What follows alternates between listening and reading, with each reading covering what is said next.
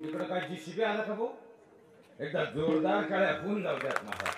लक्षात घ्या महाराज, खऱ्या अर्थाने या मृत्यू लोकामध्ये मिळालेल्या देहाला जर अंतपार सुखाची प्राप्ती करायची असेल, एकमेव राजमार्ग आणि तो म्हणजे भगवान परमात्म्याचं नाम आहे. तो भगवान परमात्मा जर आम्ही आमच्या जीवनात आपलासा केला तर अंतपार सुखाची प्राप्ती झाल्याशिवाय राहणार नाही. पण तुम्ही मी एवढे साधे सरळ आणि सोपे नाही, कारण तेच सुख जे भगवंताच्या नामात आहे, भगवंताच्या चरणात आहे, त्याला आपलंस करण्यात आहे, ते सुख तुम्ही मी प्रपंचामध्ये शोधतोय. तेच सुख तुम्ही मी प्रत्येक जण संसारामध्ये शोधतोय. आणि आपला प्रपंच कसा आहे? दुःख माझ्यावरी आहे हा संसार, दुःखाचा विचार नाही माझे, दुःखाचा विचार नाही माझे.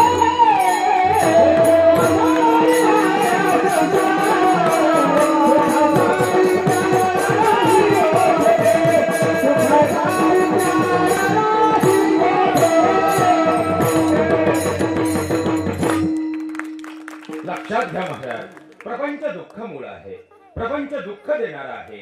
म्हणून तर याही पुढे जाऊन तुकोबराने सांगितलं, संसाराच्या नावे घालून या शून्य, म्हणजे आम्ही प्रपंचाला मुठमाती दिली. मग तुकोबाराय, आज आमचा एक प्रश्न असा निर्माण होतो, तुम्ही जर म्हणताय प्रपंच दुःख मूळ आहे, तुम्ही जर म्हणताय हा प्रपंच दुःख देणारा आहे, तर जेव्हा जेव्हा आम्ही संत चरित्राचा अभ्यास करतो त्यावेळी आम्हाला जाणवतं की तुमच्यास आधी संतांनी हाच प्रपंच केलेला आहे. मग तुमचं हे बोलणं या ठिकाणी दुटप्पीपणाचं होत नाही का? तुमचं हे बोलणं या ठिकाणी उपरोधिक होत नाही का? लक्षात घ्या महाराज, तुकोबाराला उत्तर देताना शास्त्राचा आधार घेतात, कारण प्रपंचाचे सुद्धा अध्यात्मशास्त्र आधारित दोन प्रकार पडतात. प्रपंचाच्या मुळी असे दोन अंग, एक सकाम दुजा निष्काम. प्रपंचाचे ही दोन प्रकार आहेत, एक म्हणजे सकाम प्रपंच आणि दुसरा म्हणजे निष्काम प्रपंच. सकाम प्रपंच या शब्दाची व्याप्ती आहे स्वतःच्या स्वार्थासाठी केलेलं कर्म किंवा केलेला प्रपंच, आणि निष्काम प्रपंच या शब्दाची व्याप्ती आहे स्वतःच्या स्वार्थाविरहित केलेलं कर्म किंवा केलेला प्रपंच. आपला प्रपंच, आपला पप्या, आपली बुद्धी आणि आपल्या बायकोच्या पुढे जात नाही. म्हणून खऱ्या अर्थानं 10 किलो तांदूळ आणि 15 किलो गहू रेशन कार्ड सोडून आपलं नाव कुठं आढळत नाही. पण संतांनी केला, महापुरुषांनी केला, तो जगाचा प्रपंच होता, म्हणून त्यांची नावं इतिहासात आहे. हा प्रपंच केला दामाजी शेटनं, म्हणून तर नामदेवरायांसारखा पुत्र ठेवला महाराज. अहो प्रपंच केला माझ्या विठ्ठल पंताने रुक्मिणी मातेनं, म्हणून तर वेदांचाही ज्ञाता असताना ज्ञानोबाई घडले मायबाप.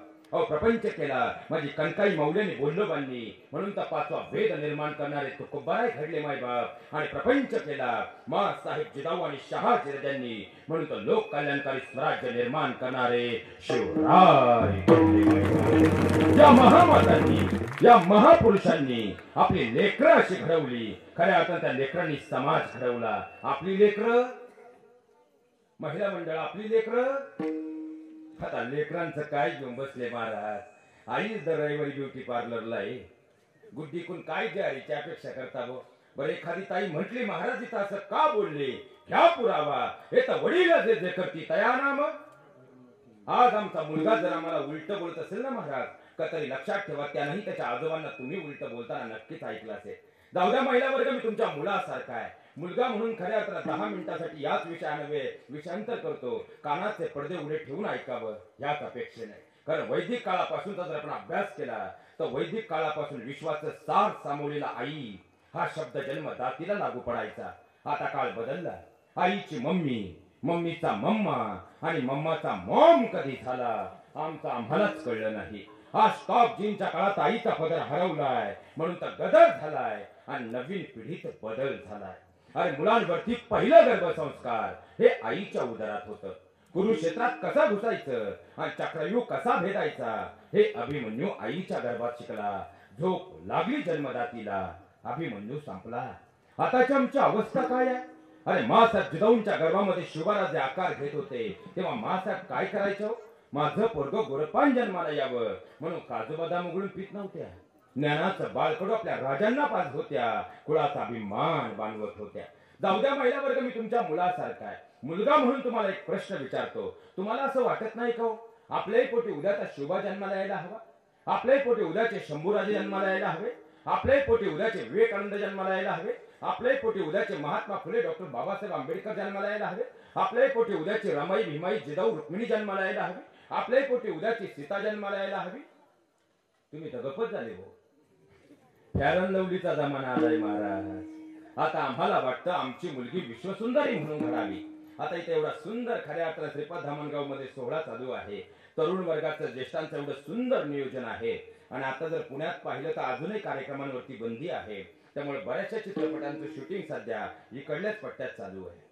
आणि इथं एखाद्या हिंदी चित्रपटाचं जर शूटिंग सुरू असेल आणि तिथं आलेल्या बॉलिवूडच्या अभिनेत्रींना बातमी कळाली श्रीपद धामणगाव मध्ये एवढा सुंदर सोहळा चाललाय, तरुण वर्गाचं एवढं सुंदर नियोजन आहे आणि आज कोरडे महाराजांचं कीर्तन आहे, मग आपण संध्याकाळी 10 वाजता भेट द्यायला श्रीपद धामणगावला जाऊ. आणि एवढीच बातमी परवापासून 3 चाकीमध्ये आजूबाजूच्या 10 गावांमध्ये फिरत राहिली. तर मला सांगा, आजूबाजूच्या 10 गावात एक तरी माणूस आता त्यांच्या गावात सापडेल का?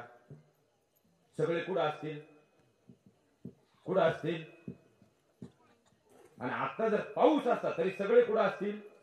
इथं. मला तर आताच प्रश्न पडलाय ते बसतील कुठं? पण इथं एकच विचार करा, महिला वर्ग मी तुमच्या मुलासारखा आहे. ज्यावेळी याच अभिनेत्री समोरून येत असेल ना, कोणीतरी शिट्ट्या वाजवत असेल, कोणी काहीतरी गलिच्छ कमेंट पास करत असेल आणि कोणातरी विक्षिप्त वासनांद नजर त्यांच्या शरीरावर फिरत असेल, मग आम्हाला वाटतं आमच्या मुलींकडे समाजानं त्या नजरेनं पाहावं. आपल्या मुलीला कधीही विश्वसुंदरी बनवण्याचा अट्टास करू नका. आणि बनवायचंच असेल तर आपल्या मुलीला संस्कार सुंदरी बनवा मायबाप, संस्कार सुंदरी बनवा. कारण खऱ्या अर्थानं हे जग जिच्या पाया पडतं तिला सीता म्हटलं जातं, तिला मीरा म्हटलं जातं, तिला मा साहेब जिजाऊ म्हटलं जातं. तिला अभिनेत्रीच्या नावानं कुणीच ओळखत नाही.